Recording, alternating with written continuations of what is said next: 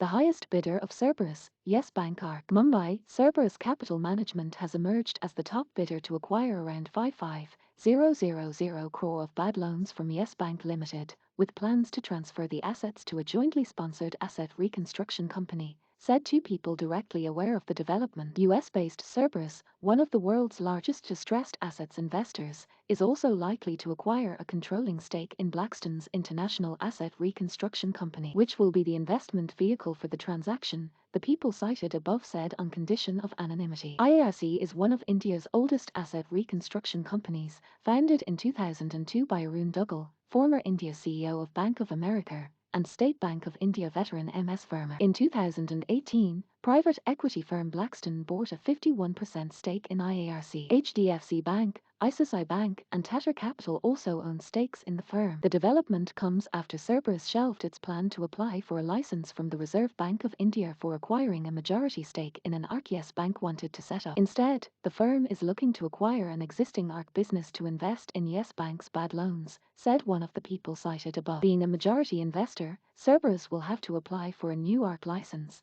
but seeking a fresh license from RBI is a time-consuming process. For instance, Adani Group's application for setting up an ARC has been pending with RBI for the past 2 years, said the second person. JC Flowers and Company has also submitted a competing binding bid to buy a majority stake in Yes Bank's proposed ARC. The asset sale will be conducted via a Swiss auction where other interested parties will also be invited to bid for the assets and match the highest offer. The sale of assets will take place as per a 15 hours 85 minutes structure, with 15% of the transaction value to be paid upfront and the rest in the form of security receipts to be redeemed, depending on recovery by the ARC. The proposed transaction will mark Cerberus' entry into the ARC business. Emails to Cerberus, IARC, and Yes Bank went unanswered. Last year, RBI gave in principle approval to Yes Bank for setting up an ARC, provided it is a minority investor, and there is an arm's length distance between seller and buyer. However, Mint reported on the 13th of January that the bank wants the right to appoint the chairman and key managers across departments in the proposed ARC while holding a 20% stake. A successful sale of bad loans is crucial for the revival of Yes Bank,